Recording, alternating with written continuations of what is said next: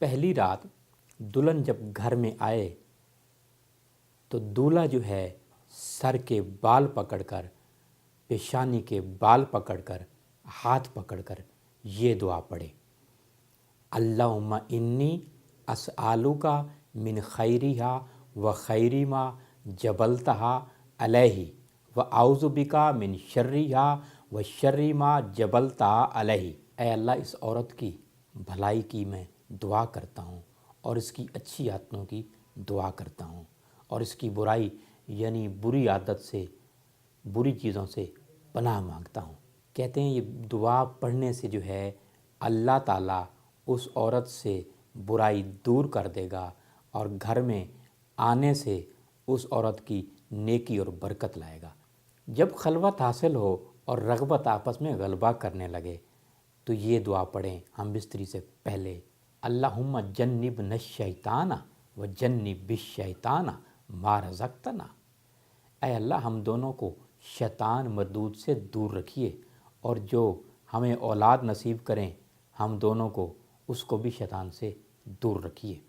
جس وقت انزال کا وقت ہو تو دولہا جو ہے دلی دل میں یہ دعا پڑھے، اللہم لا تجعل للشیطان فیما رزقتنی نصیبا۔ اے اللہ، اس بچے کو شیطان مردود سے دور رکھیے، یعنی شیطان کے شر سے بچائیے۔ شیخ عبدالحق رحمۃ اللہ علیہ کہتے ہیں یہ دعا اگر نہ پڑھی جائے تو ممکن ہے شیطان اس میں داخل ہو جائے، اور جس سے فساد کاری اور گھر میں تباہ کاری اولاد کی وجہ سے ہوتی ہے۔ لہٰذا یہ دعا پڑھنا جو ہے بہت ضروری ہے انزال سے پہلے۔ صحبت کے وقت بالکل برہنہ نہ ہوں، بالکل ننگے نہ ہوں، اس سے اولاد جو ہے بے حیا، بے شرم اور بے ادب پیدا ہوتی ہے۔ حضور صلی اللہ علیہ وسلم جب اپنی ازواج مطہرات سے صحبت کرتے تو سر سے لے کر پاؤں تک جو ہے چادر سے ڈھانپ لیا کرتے تھے۔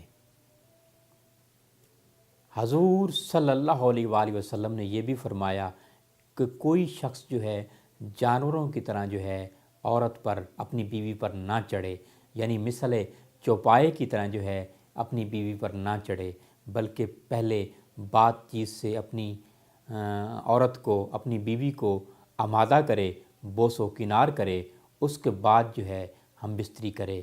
جب انزال کا وقت ہو تو مرد جو ہے فوری طور پر نہ ہٹے، بلکہ کچھ دیر ٹھہرا رہے۔ کچھ خواتین کو بعد میں انزال ہوتا ہے تاکہ ان کی بھی جو خواہش ہے وہ بھی پوری ہو جائے، اور کچھ دیر ٹھہرنے کے بعد جو ہے پھر اپنی اپنی شرمگاہ کو جو ہے الگ الگ کپڑے سے صاف کر کے پھر علیحدہ ہوں۔